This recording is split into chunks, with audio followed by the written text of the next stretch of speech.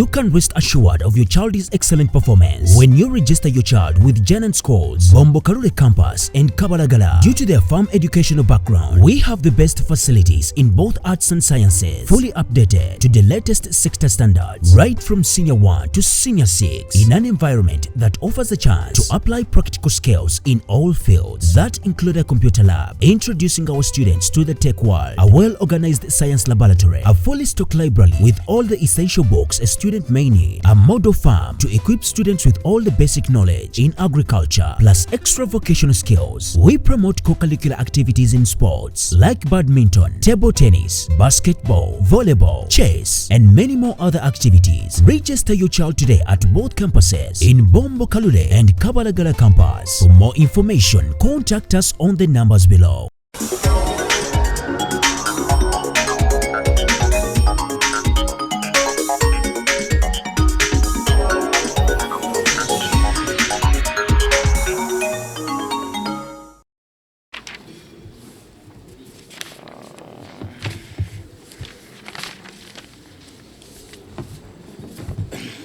Wabaddewo amawulire agayitingana nti buli Munnayuganda waakusasula emitwalo 4 buli lunaku lwamala nga taziza bujja endagamuntu oba density ye, kaweefube ow'okuza obujja endagamuntu oba density bw'aba atandise kaweefube gwe tuyita mass renewal exercise.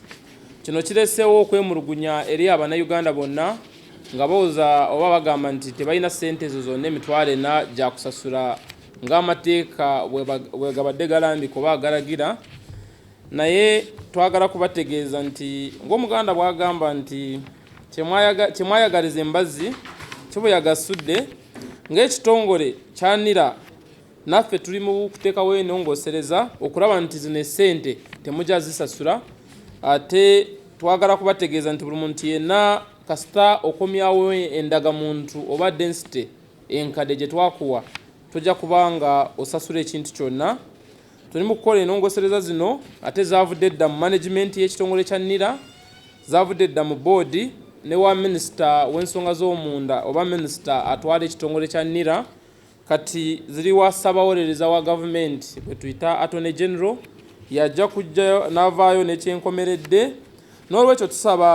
N'olwekyo tusuubira nti Abannayuganda bonna tere muntu yenna ajja okuba nga asasula okufuna ID empya kaweefube wa mass renew oba kaweefube w'okuza obujja endagamuntu bw'aba atandise.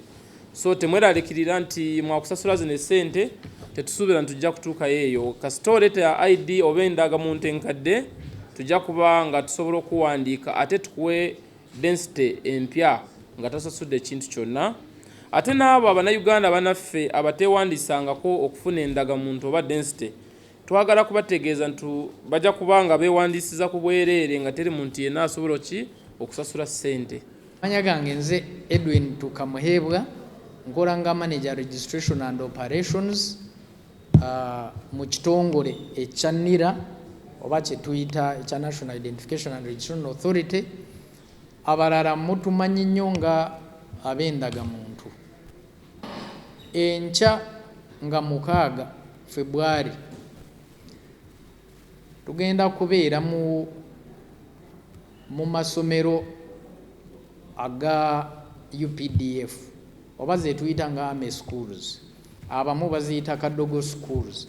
Tugenda kubeera e Mbarara, Barracks y'e Mbarara, Makenke, tugenda kubeera Gaddafi, tugenda kubeera Masindi, tugenda kubeera Bombo, tugenda kubeera Neggulu.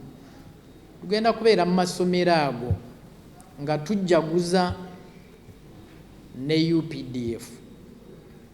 Naye ku luno ekyenjawulo ekiriko kiri nti tugenda kubanga tubawa obuweereza bwaffe. Batera okuvaayo ne bawa obuweereza bwabwe mu bantu, naye ku luno ffe twakikoze ng'ekyenjawulo naffe okubaddiza okubaweereza.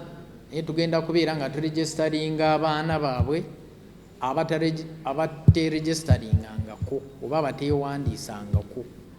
So abaana abo bagwa mu biti bibiri. Waliwo abo abali wansi w'emyaka 16 n'abalala nga bali waggulu w'emyaka 16. Aba wansi w'emyaka abatanaweza myaka 16 tugenda kubawandiisa tubawe NINs oba kye tuyita National Identification Numbers. naye abo abasusse emyaka 16 bwe banga beregistalingako emabega nga tebanaweza 16 tugenda kuddamu kye tuyita update, tubakuba ekifaananyi ekipya kye tuteeka ku ID, tubawe ID zaabwe. Naye era bwe bawaayo abo nabo abaweza emyaka 16 nga teberegistalingirako ddala nabo tugenda kubaregistalinga. N'omuntu yenna anaaba ng'afunye omukisa, bayinza okuba abasirikale abanaabeera mu barakisi, oba ayinza okuba omuntu yenna ayina kyakola n'abasirikale, oba anaatusangayo, naye era tetujja kumuleka. Bw'aba tusanze tujja kumuwa omukisa ogw'okumuwa obuweereza.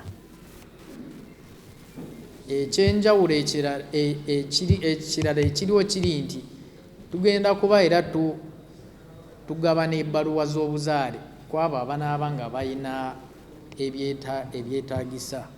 Tugenda kuba tuzikolera awo wennyini awo, tuziwe omuntu anaaba nga azeetaaze oba nga aziregisitalinze.